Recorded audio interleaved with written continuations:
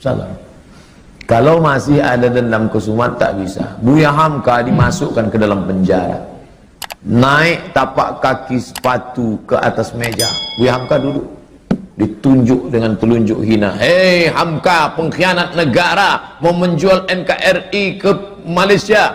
Sampai terlintas di hati Buya Hamka, nampaknya pisau silet di tepi penjara. Hamka, ambil pisau silet itu, potong saja ke tanganmu. Tak ada gunanya kau hidup. Di Maninjau kau bergelar datuk, di Masjid Al-Azhar kau bergelar buya, doktor dari Al-Azhar. Tak ada gunanya kau hidup dihina. Itu sakingkan sakitnya hati Buya Hamka, dituliskannya dalam buku Tasawuf Modern. Beli Tasawuf Modern. Buya Hamka ketika mau meninggal minta bawakan, nak tolong ambilkan Tasawuf Modern, aku mau mengenang sakitnya di penjara. Waktu sakitku makin parah, kata Buya Hamka, dipindahkan aku ke rumah sakit hadiah dari pemerintah Rusia di Jakarta, namanya Rumah Sakit Persahabatan. Disitulah Buya Hamka sampai akhirnya PKI tumbang dan Buya Hamka keluar. Buya Hamka tetap berdakwah, jadi imam ceramah. Ketika dia sedang duduk di rumah, datanglah orang membawa secari kertas. Assalamualaikum Buya. Waalaikumsalam. Tolong baca kertas ini. Apa isinya? Kalau aku mati nanti, tolong yang menyolatkan jenazahku adalah Hamka. Yang menyiksa, yang memenjarakan Buya Hamka selama 4 tahun itu akhirnya mati juga. Saya waktu itu penasaran, mau tak Buya Hamka ini? Mau tak? Mau Buya Hamka. Di situ kesal saya tutup buku itu. Kok mau dia? Kok mau Buya Hamka? Andai saya lah itu disiksa orang saya, lalu datang utusannya, andai aku mati, tolong yang mengimamiku Ustadz Abdul Somad, cari Ustadz Abu. Aku tak mau, sampai mati takkan ku solatkan. Barulah saya sadar betapa lembutnya hati Buya Hamka, lunak Buya Hamka. Dia tak pernah di Al-Azhar, sekalipun dia tak pernah Azhar, tapi Al-Azhar memanggil dia, memberi dia gelar doktor. Tak pernah kuliah di Azhar. Ustadz Somad 4 tahun di Azhar, balik LC. Sadar diri, aku tak selevel. Hamka luar biasa. Difitnah, bersebar info seluruh Indonesia bahwa Hamka plagiator. Novelnya itu katanya diambil dari Al-Manfaluti, sastrawan Mesir. Ditulis di harian Lekra, PKI punya. Siapa yang memfitnah dia? Pramudia Anantatur, Pram. Buya tak melawan, diam. Akhirnya isu itu hilang, PKI jatuh, NKRI tetap tegak berdiri, dan tak lama sesudah itu datang perempuan bermata sipit dengan suaminya mu'alaq, mau masuk Islam. Assalamualaikum. Waalaikumsalam. Kamu siapa? Nama saya. Enggak. Dia mau masuk Islam. Kata Buya, kamu ini siapa? Saya disuruh ayah saya kemari Buya. Untuk apa? Supaya suami saya ini calon masuk Islam, belajar Islam sama Buya. Nama ayah kamu siapa? Pramudia Anantatur. Begitu cara Pram minta maaf. Dia tak datang ke rumah Hamka. Anak menantunya disuruhnya belajar Islam. Dan Hamka mengajar menantu Pram itu sampai paham Islam. Lembut hati Hamka.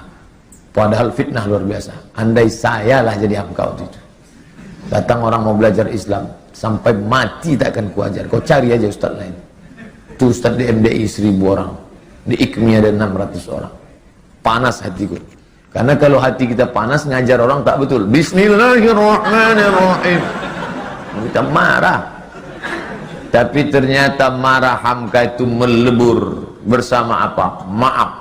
Tak berkesan. Kalau masih berkesan, berbekas, bukan maaf namanya. Saya maafkan dia Pak Ustaz. Tapi untuk datang ke rumahnya rasanya 2030 lah Pak Ustaz. Belum. Itu belum maaf. Tak ada contoh. Nanti kalau saya sebutkan Nabi, orang, itu kan Nabi. Saya sebutkan Abu Bakar, itu kan Abu Bakar. Mana orang kita? Hamka, orang awak mana dari Maninjau. Bisa dia memaafkan. Luar biasa Haji Abdul Malik. Tapi jangan bayangkan Hamka itu tak pemarah. Hamka itu pemarah. Waktu dia pergi haji naik kapal, berhentilah kapal di pelabuhan Padang. Sampai di pelabuhan mau sholat, ada pegawai kapal melarang sholat. Mau ngadu mereka ke Buya. Buya, ya ini ada pegawai kapal melarang sholat berjamaah. Katanya tak ada sholat berjamaah di kapal, sholat aja di kamar masing-masing. Oh, bangkit Buya Hamka. Mana orangnya? Ini amak ang kurang aja, apa ang kurang aja, datuk nenek ang kurang aja. Itu asli, tak saya robah bahasanya. Buka buku judulnya Ayah, ditulis oleh Irfan Hamka. Dia ikut melaksanakan haji, naik kapal dan menengok Buya Hamka marah luar biasa. Jadi Hamka itu ada saatnya dia marah, ada saatnya dia lunak, ada saatnya dia berkonfrontasi, ada saatnya dia lembut. Dalam masalah kunut subuh, lembut hati Buya Hamka. Diundang oleh orang NU di Jember, diangkatnya tangan, Allahumma hdina fiman hadain, amin. Orang semua tahu dia Muhammadiyah. Muhammadiyah tak berkunut, tapi hatinya lunak menjaga persatuan umat. Tapi ketika diajak dia oleh HMI, oleh Himpunan Mahasiswa Indonesia untuk menyambut Paus Paulus, tak mau deh. Ayolah Buya, kita tunjukkan bahwa kita ini welcome terhadap Paus. Tidak. Kenapa Buya tak mau? Bagaimana aku bersalaman dengan orang yang sudah mengkristenisasikan anak bangsaku? Tak mau dia. Begitu juga dengan fatwa Natal bersama. Buang itu fatwa. Ratu Alam Shah Prawira Negara tertekan karena presiden menteri mau Natal bersama. Cabut fatwa Natal. Atau Buya berhenti jadi ketua MUI. Lebih baik aku berhenti jadi ketua MUI daripada mencabut fatwa Natal bersama. Hamka keras berprinsip, tapi saat-saat memaafkan dia dulu. Saya tadi begitu sampai naik bot, Ustadz Henry nanya sama Habib Abdurrahman, Habib, ya ini masjidnya Habib? Bukan, masjidnya di belakang, kata Habib. Ini madrasah. Sampai dalam masjid, saya tengok masjid, nampaknya kalau gini kultum aja dah 5 menit. Jamaah membeludak di luar. Lalu kenapa Ustadz Somad bisa bersemangat berapi-api sekarang ini? Allah mau menunjukkan, Abdul Somad, tadi waktu kau masuk kemari itu kan yang terlintas di hatimu, bahwa kau tak semangat karena masjid ini kecil, bahwa kau tak semangat karena jamaah ini tak banyak. Buktinya ku kasih kau semangat, bangkit juga semangat engkau kan? Tidak ada yang membangkitkan semangat kecuali mendekatkan, mengkonekkan dengan Sayyidina wa Maulana Muhammad sallallahu alaihi wasallam.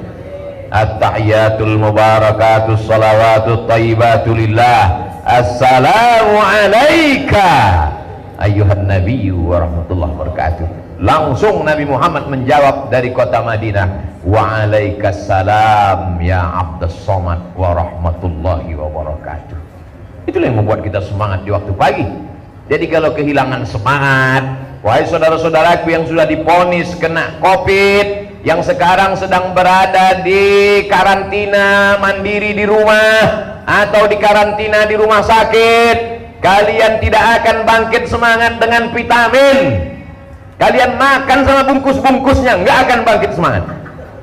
Nggak akan bangkit semangat karena minum apapun. Yang membangkitkan semangat kalian memperbanyak sholawat. Allahumma salli ala Sayyidina Muhammad wa ala ali Sayyidina Muhammad. Percaya kalian, alhamdulillah. Tak percaya kalian, tengok, tak akan berubah kalian jadi negatif, positif sampai mati. Tidak ada yang membangkitkan semangat. Perjalanan hidup Abdul Somad di tengah dikelilingi musuh, macam-macam orang mengusir, membenci, menyantet, macam-macam niat buruk orang, dicabutnya pisau. Dalam ruangan kecil hanya 20 orang saja di negeri yang tak Islam. Mana Abdul Somad? Biar kami bunuh Abdul Somad. Keliling mereka sudah di luar, videonya viral ada di YouTube. Mana Abdul Somad? Apa yang saya lakukan di dalam itu? Salawat. Allahumma salli ala sayyidina Muhammad. Allahumma salli ala sayyidina Muhammad. Allahumma salli ala sayyidina Muhammad. Muhammad sallallahu alaihi wasallam membangkitkan semangat. Kecil mereka itu nampak. Setelah saya pulang ditonton orang kampung halaman, tak ada ustaz takut sikit pun, tak ada ustaz cemas sikit pun. Tidak. Apa yang membuat ustaz takut? Aku pun tak tahu. Aku pun tak tahu. Mereka tegak berotot besar. Negeri itu bukan negeri Melayu, negeri itu bukan negeri Islam, Mereka mencabutkan tongkatnya pisau di dalamnya. Mana Abdul Somad itu? Mana anti NKRI itu? Mana dia anti Pancasila itu? Kata mereka, sikit pun tak ada rasa takut. Siapa yang menghilangkan rasa takut itu? Allahumma salli ala Sayyidina Muhammad wa ala alihi wasallam. Kalau Ustadz berdoa, Ustadz pejamkan mata, apa yang Ustadz bayangkan? Saya sedang membayangkan saya sedang duduk di samping raudhah makam Rasulullah SAW. Saya kalau pergi umrah, saya duduk di dalam taman raudhah, tepat pas di samping kepala Rasulullah SAW. Maka setiap saya berdoa, saya ucapkan salam, assalamu alayka ya Rasulullah, assalamu alayka ya Nabi Allah, assalamu alayka ya Safwatullah, assalamu alayka ya khaira khalqillah, atawassalu bika, aku memohon kepada Allah dengan bertawassul kepada engkau ya Rasulullah. Aku tak layak menghadap Allah, dosaku banyak, aku hina, mataku penuh dengan dosa, aku pelaku maksiat, tapi aku yakin dan percaya karena melalui namamu kusebut, pasti Allah akan memperhatikan aku.